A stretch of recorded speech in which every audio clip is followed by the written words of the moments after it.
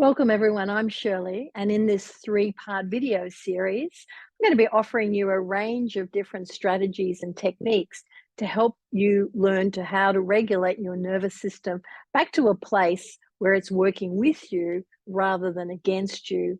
Trauma is really about our biology. It does shape our nervous system in quite profound ways. And as part of recovery, it's really useful to have a little toolkit of strategies that we can work with.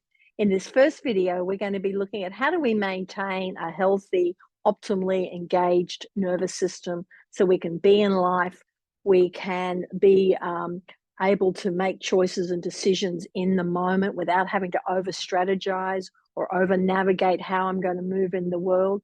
And in the second video, we're going to look at what happens when we start to feel somewhat agitated and not safe. What are the things we can do to get us back to that healthier part of our nervous system? And in the third video, we're going to actually look at when we're feeling really sort of just so overwhelmed and withdrawn from the world. What are the ways in which we can start to reconnect safely and usefully back into the world? So you can use these videos as a reference point, and if you find them useful when you're recognizing you're in certain parts of your nervous system, you can access it again, do some of the activities we're going to do to see if it really helps for you. Of course, I'd always support you to seek out further support from your therapist or trusted medical practitioner.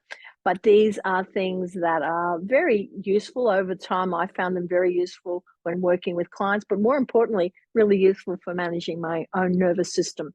So these have many hours of application and use, and I'm offering for you today things that I know can be very effective and don't take a lot of time, a lot of effort. So we're going to start with this sense of when we're in a healthy part of our nervous system, we're thinking clearly, we're able to make decisions fairly clearly, we're noticing we have a wide range of emotions. And some writers in this area would say we're in what we call ventral vagal, or that healthy part of our nervous system. There's an exercise I wanted to offer you today that helps maintain you living in that particular zone of your nervous system, which is called the basic exercise. It comes out of Stanley Rosenberg's work. He wrote Accessing the Healing Power of the Vagus Nerve. If you're really interested in this, I strongly support you to get a copy of that. And we're going to do the activity today, or you might just want to watch first of all, and then practice at when you re-look at this video at another time. To become aware of whether this is going to help us or not, we know that when we tend to be more in an agitated state or a collapsed state, that sometimes what happens is the top two vertebrae in our neck are sometimes what misaligned as a result of that nervous system state. And if we can realign those top two vertebrae in a simple way to improve blood flow back into the brain, to help activate ventral vagal, which brings us back to that good part of our nervous system, then that's a useful thing to play with. Yeah.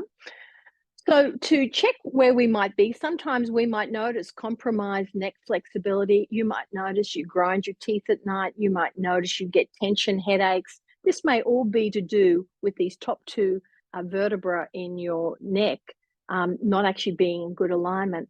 So to start with, let's just turn our head from side to side to just notice what the degree of flexibility is that we do have.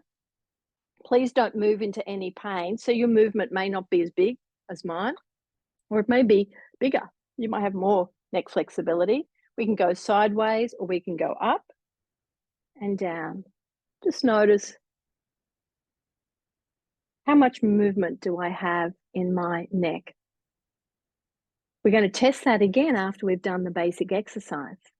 Now, if you have any shoulder problems, you might only just use one hand. If there's good flexibility in your shoulders, I'm going to invite you to interlace your fingers, bring them behind your head, rest back in your chair. The opportunity here is to explore this lying down as well. So if that sounds more interesting, then take a moment to get yourself resting on the bed or some nice surface that is comfy, supporting your head in the hands. This basic exercise just involves some eye movement. So once you feel you're settled, with a soft open eye, allow the eyes to look out to the left, just keeping the eyes gazing out to the left, but don't move eyes into pain. So if you're noticing pain around the eyes or in the forehead, then bring the eyes a little more back to center, remembering to breathe.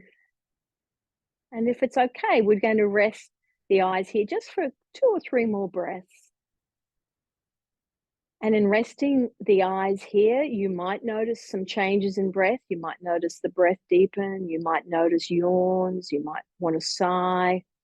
Or you might be just noticing breathing. All is useful. And then we'll bring our eyes back to the center. And then let's look out to the other side, keeping the eyes soft, breath flowing. Remember, if you are in any pain or discomfort, bring your eyes back. And at any time in playing with this basic exercise practice, if you're not feeling useful, please stop the practice. That's always a really good choice. Remember to breathe. And let's rest the eyes there for one more moment. And then we'll come back to the center.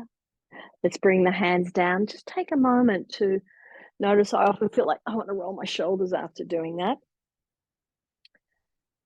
You might be noticing breath. It might be the same. It might feel a little different. Just be curious about what's happening there. And then let's just check the neck flexibility. So I'm going to turn my head from side to side again. Has there been a change for you? Hopefully an improvement. Might be very small. If you suffer from a lot of neck tension, you mightn't be noticing a huge amount after just that first attempt. But let's check up and down as well. But most probably for many of you, you will have noticed a little bit of a change.